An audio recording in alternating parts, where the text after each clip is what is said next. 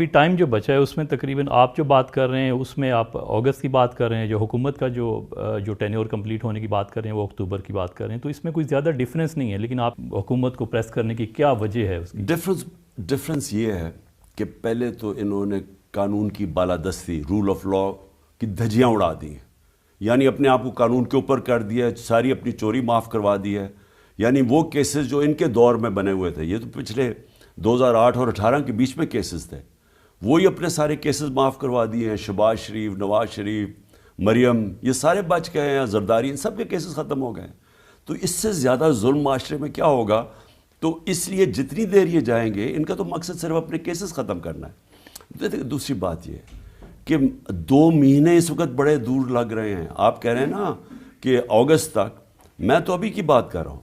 ہمیں تو خطرہ یہ ہے کہ جس طرح آج ہماری اکانومی ٹینک کر رہی ہے، ہمارے $4 ارب کے تو ریزروز رہ گئے ہیں، ہمارے سارے $4 ارب کی تو چیزیں پڑی ہیں پورٹ کے اوپر جو اٹھا نہیں رہے، چیزیں مہنگی ہو رہی ہیں، بے روزگاری، فیکٹریاں بند ہو رہی ہیں.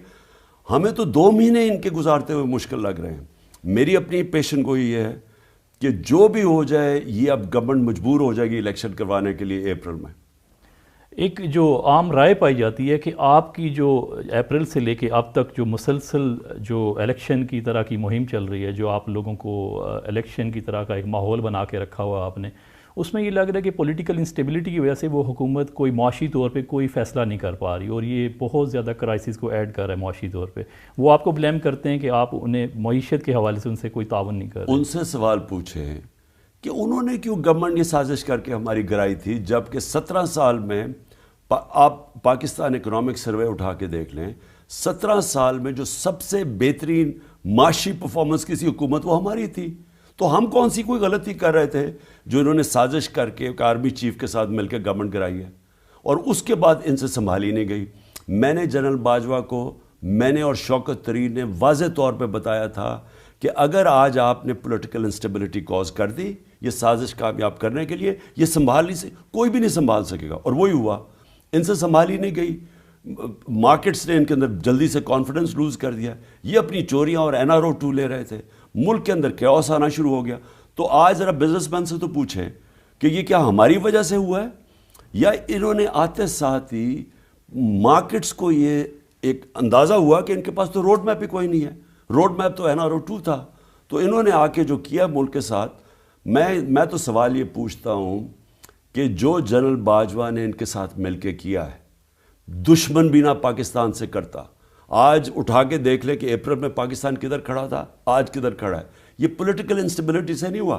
میری دفعہ 3 انہوں نے لانگ مارچز کی تھی، 3 دفعہ لانگ مارچز کی تھی. سارا وقت انہوں نے ہماری گورنمنٹ کی تنقید کی، اس کے باوجود ہم ترقی کر رہے تھے. آپ کا ایک بڑا واضح موقف تھا کہ آپ الیکٹیبلز کو نہیں لیں گے. اب آپ کی ایک کیو لیگ کے ساتھ آپ نے مرجر کیا. آپ کو لگتا ہے یہ آپ کی ترجیحات تھیں جو لوگوں کو لینے کی، کیا اس میں کوئی واضح تبدیلی کا اشارہ ہے؟ یہ دیکھیں کیو لیگ جس طرح ہمارے ساتھ کھڑی ہوئی نا آخر میں، اب دیکھیں چودھری پرویز الہی چیف منسٹر تھے، پورا ان کے اوپر زور لگایا گیا اور اسٹیبلشمنٹ نے ان کے اوپر زور لگایا کہ یا تو وہ جوائن کر جائیں نون لیگ اور ادھر سے چیف منسٹر بن جائیں، اور یا انہوں نے کہا کہ اب وہ چیف منسٹرشپ نہ چھوڑیں، کیونکہ ہم نے فیصلہ کیا تھا کہ ہم اسمبلیوں کو تحلیل کریں گے. تو وہ جب ہمارے ساتھ کھڑے رہے اور انہوں نے اتنی وفاداری دکھائی، تو پھر ان سے تو ہم نے وفاداری واپس دینی تھی ان کو، اور وہ یہ ہے کہ وہ ضم ہو جائیں گے اور وہ ہماری اب پارٹی کا حصہ بن جائیں گے. طالبان کے حوالے سے آپ کا بڑا ایک واضح موقف رہا ہے کہ آپ ان کو انگیج کریں. ریہیبلیٹیٹ کا آپ نے بار بار ان کو کہا کہ ان علاقوں سے لائیں تاکہ ڈس آرم ہونے کی بنیاد پہ، لیکن اب آپ نے دیکھا کہ ایک دم سے دہشت گردی کے واقعات میں اضافہ دیکھنے میں آیا. تو کیا آپ کی ریہیبلیٹیشن پالیسی جو تھی، کیا وہ آپ اس پہ نظر ثانی کریں گے کہ آپ کو لگتا ہے کہ وہ صحیح نہیں تھی؟ دیکھیں ایسا نہیں ہوا. جیسے افغانستان میں رجیم چینج ہوئی تو افغانستان میں جو TTP بیٹھی ہوئی تھی، افغان گورنمنٹ نے انہوں نے کہا کہ اب پاکستان واپس جاؤ. پچھلی جو غنی حکومت تھی وہ ان کو پیٹرنائز کر رہی تھی، ادھر سے یہ حملے کرتے تھے پاکستان میں. جب یہ دوسری گورنمنٹ آئی انہوں نے کہا واپس جاؤ. اب جب انہوں نے واپس آنا تھا تو پاکستان کے پاس کیا راستے تھے؟ 2 راستے تھے نا. یا تو ان کو 40,000 لوگوں کو جن کو فیملیز اور یہ فائٹرز تھے ان کو کھڑا کر کے تو گولی مار دیتے. اگر وہ نہیں کرنا تھا تو ان کو ریہیبلیٹیٹ کرنا تھا، اور یہ ساری پولیٹیکل پارٹیز آن بورڈ تھی اس کے لیے کہ ہم نے ان کو ریہیبلیٹیٹ کرنا. اور ریہیبلیٹیٹ کیا ہی نہیں. وہ آئے اور یہ ایک دم نہیں ہوا، یہ آہستہ آہستہ جب ان کو وہ لوگ آنا شروع ہوئے، کوئی ان کو کوئی ریبیلیٹیٹ نہیں کیا، ان کے اوپر کوئی توجہ نہیں دی، ان کے اوپر کوئی پیسہ نہیں خرچ کیا جو ہم نے پیسہ کیا تھا، ہوا کیا کہ اب آہستہ آہستہ وہ بڑھنا شروع ہو گئے. اور وہی جو ہمیں خوف تھا کہ یہ جب واپس آئیں گے تو اگر آپ نے ان کے لیے توجہ نہ اس کے اوپر دی تو پھر آہستہ آہستہ جگہ جگہ شروع ہو جائے گی دہشت گردی، وہ شروع ہو گئی ہے.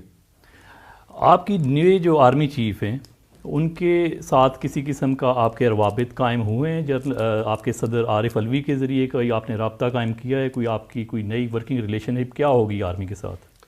دیکھیں ہماری تو کوئی اس وقت ریلیشن شپ نہیں ہے.